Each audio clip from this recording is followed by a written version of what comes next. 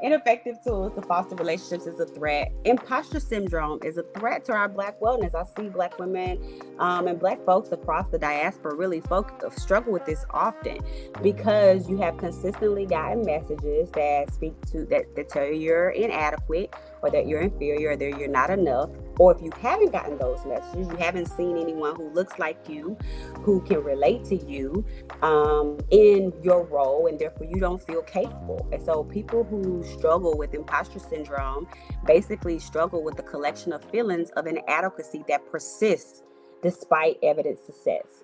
Persists despite having been successful, having been recruited and onboarded and doing the work and promoted for the work and affirmed for the work. That feeling of being an imposter persists, and that could begin to interrupt our emotional wellness and our professional wellness if we're not careful.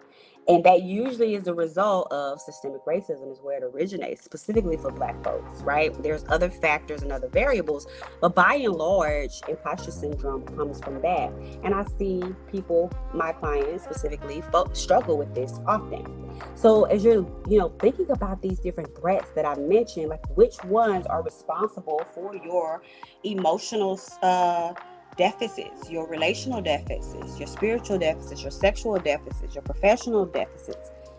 All of these are threats that are constant and they're persistent and they may be showing up, because when we can identify again what is the threat, then we can do the work in our last two sessions to begin to cultivate skills to be able to reduce the threat and then actively recover from it and move out of this survival space to positioning ourselves to thrive.